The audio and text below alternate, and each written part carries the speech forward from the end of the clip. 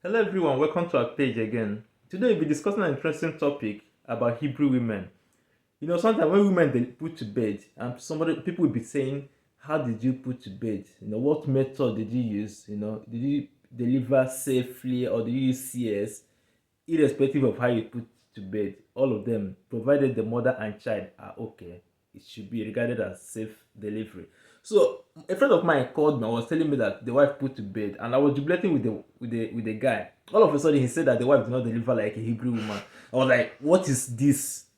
What are you trying to say?" So today I'll be discussing it with my wife today. Let's analyze it. Who is a Hebrew woman? Who are these Hebrew women people have been talking of? Babe, are you ready? So can you give us a pure analogy of what this thing means? So the friend called him saying that the wife delivered a bouncing baby boy, but she did not deliver like a Hebrew woman. So the question now is, who are Hebrew women? So irrespective of the method or the mode of delivery, as long as the child and mother are healthy and alive, they are Hebrew women. So in this context, mostly in Nigerian context, African context, mostly we use Hebrew women in reference, like there are women that expecting mothers that deliver their babies alive. Mother and child are alive. Not only they are alive, they are healthy, irrespective of how you delivered or the mode of delivery or the method used in delivering your child, which could be CS, which is cesarean operation, and which is can be through VBirth. Okay. So in this situation, whether your wife delivered with CS, which is cesarean operation, Yeah. or whether your wife delivered with VBirth, Yeah. there are Hebrew women in Nigerian context. So don't let anybody body shame you or try to make you less of a human, that because you delivered or gave birth to your baby through Through CS. CS, you are no longer a Hebrew woman. No, don't allow anybody say such. As long as mother and child are both alive and healthy, irrespective of whether she gave birth through cesarean operation, which is CS, or through VBirth, all are Hebrew women.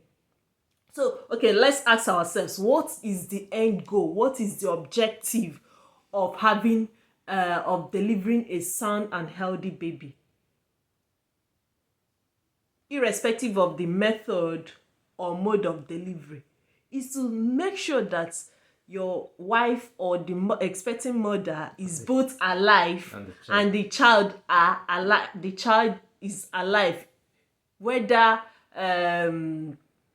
anyhow anyhow you want it, but the main objective is that mother and child are alive and healthy. Most times, like, okay, nowadays people give birth and are ashamed, less of ego, to tell people that they gave birth through CS, because if they tell people that they gave birth through CS, that they are weaklings, they They're are lazy, lazy, they are not Hebrew women. My dear, is ignorance and illiteracy that is making the society to think that because he delivered with a CS, you are not a Hebrew woman. No. Even, okay, let me now tell you, delivering through CS and delivering VBirth are even the same.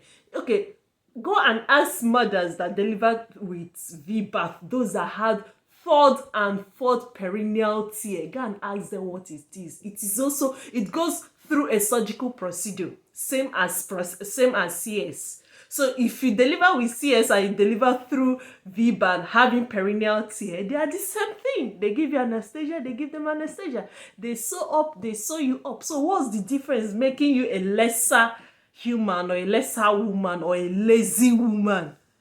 Okay, babe, you've done very well. I want to ask you again. What advice will you give to women? Because in some cases, I see women being put under pressure, to say to sign, or it's my husband that will sign undertaking that I will be operated, I will pass through CS, I will not deliver through CS. So what advice will you give them? What I will tell women, even now, even next generation to come, your life is number one.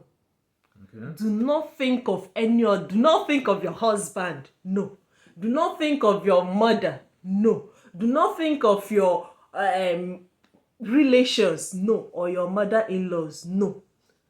Your priority should be number one goal. Save your life. Because 9 months is not 9 days. In a year, we have 12 months. And out of that 12 months, you are carrying a life for 9 good months, almost a year. And when is your due delivery? You will now, because my husband said there is no money, that I should go and deliver through VBirth, despite the warnings given to me by my GPs or doctors. No. If you should give up the ghosts, your husband will move on and get another wife. So the best thing is, do what works best for you. Listen to your GPs. Listen to your body.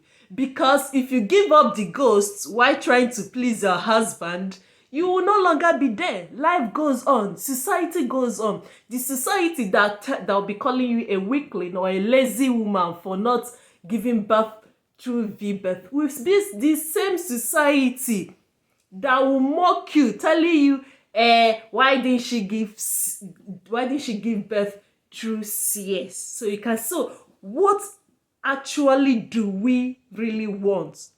Most times we don't know what we want, but the main goal of any delivery, be it CS, be it VBirth, is to have a healthy child, whereby both mother and the child are alive, irrespective of whether you gave birth through CS or whether you gave birth through VBirth. So don't let anybody degrade or body shame you or call you names. You're a weakling, you're a lazy woman, you did not bring anything to the table. No, be proud of yourself, be proud of your scar. Open your mouth and tell them, yes, you did it, you went through the knives and you are proud of it. As long as your child is alive, it's worth whatever anybody will tell you. Okay, thank you for doing this justice. Babe, you've done very, very well. Why I have to say this, a lot of things has been happening about this Hebrew woman that somebody put to bed like a Hebrew or not. So we just want to put a stop to it and make people understand how all these things works. So we'll be sharing our experiences, life experiences back then in Nigeria, what happened, what something we experienced, in Nigeria. We'll be sharing it in our next episode. So I want you to stay tuned, and be part of these success stories.